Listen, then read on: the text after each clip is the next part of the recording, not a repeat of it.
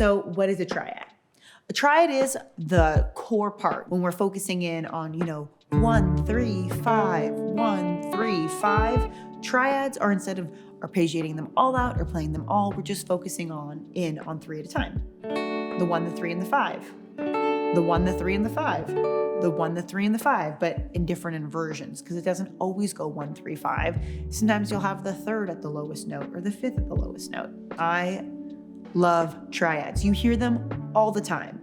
They're not genre specific and they're so musical and you can use them in so many different ways. Number 1, they're great. Like oftentimes when you're playing, you want to play different guitar parts than just, or, and triads are so musical. You can use them all the time. They're also a great way to see the instrument because those triads are a part of those CAGED shapes, so they can help light up the guitar. One other thing that's so great about triads is sometimes when you're looking at a CAGED shapes, they can feel really big and bulky. So instead of feeling like you have to play this whole thing or see this whole thing, triads are a nice way to break it up just into a little piece that's really bite-sizable. And also when you're playing guitar, you don't always want 4, 5, 6 strings ringing at once. Sometimes we really just want a couple notes, 3 notes to be played in order to make music in a more musical way. In exercise 1, we're gonna be hitting these 3 triads on our first string set, up and down the guitar neck. We're in the key of D, and we're gonna start with this D shape, so second inversion. We hold that for a bar and then work our way up. As a reminder, it's always that same circle of second inversion would connect to root position, would connect to first inversion, would connect to second inversion. So just like CAGED, it's these same 3 shapes are going to keep connecting in a circle. Keep that in mind for later. For right now, let's stay in D. We start with this little second inversion D shape, work our way up to root position. You can see it's in the A shape. Then we're going to go to our E shape, first inversion, and close it out with 1 octave higher of that little D shape. Work our way back down. We don't hit the octave twice at the top. So really see those shapes. See D shape to A shape to E shape to D shape. Back down, E shape to A shape to D shape. See how those 3 shapes connect? And it is good to know, oh, that's second inversion, that's root position, that's first inversion. But I really am, more than anything else, seeing the shape. From the top, 1, 2, 3, 4.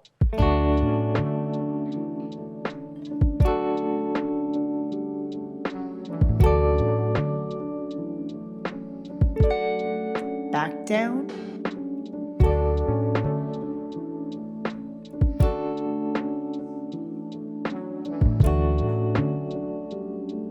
Again, 2, 3, 4. See those CAGED shapes?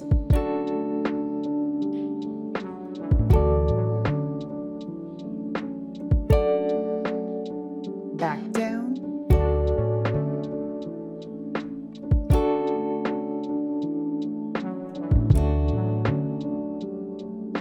For exercise 2, we're going to be building on what we did in exercise 1. Taking those triads, but instead of just playing a chord, we're going to be arpeggiating them. So making them sort of like a little lead line, which is a very cool thing.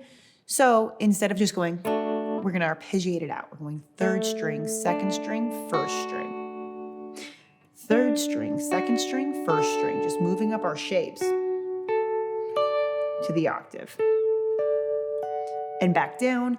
And as always, I'm seeing the shape. I'm seeing how that D shape. And then what's next in my triads, that A shape. I see the bigger bar chord, see the bigger shape. Then I go to that E shape, up to the D shape. Back down.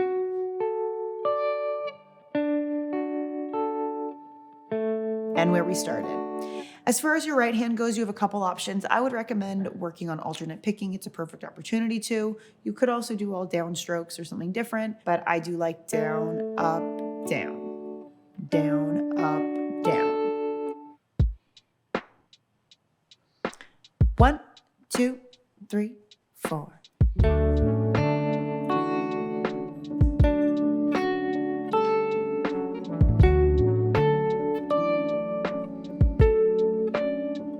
back down.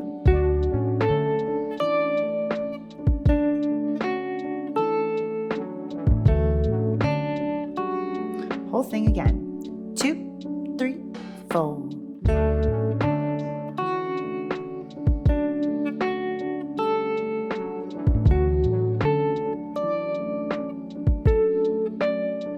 Back down.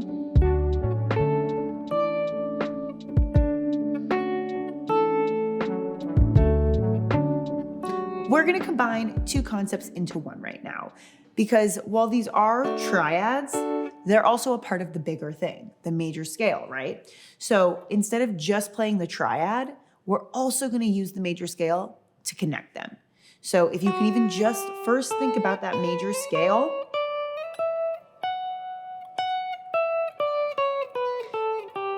and now think about the numbers. 3, 4, 5, 6, 7, root 2, 3. Now we know when there's a third at top, you can play this D shape triad.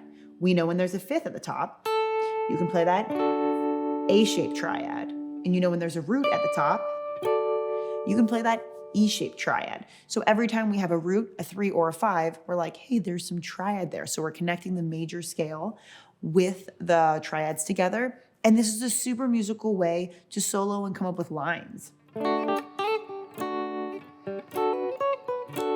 You can come up with these cool little lines when you're soloing, when you're comping, when you're creating guitar parts. So let me actually show you what it is.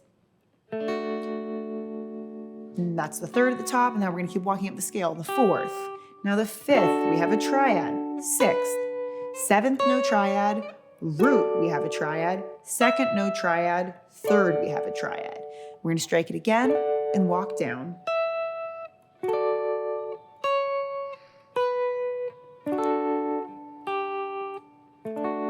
Just like that. 1, 2, 3, 4.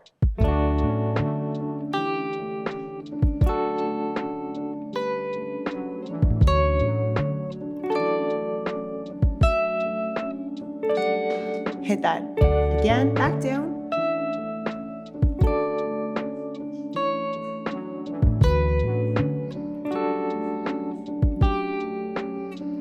Again from the top.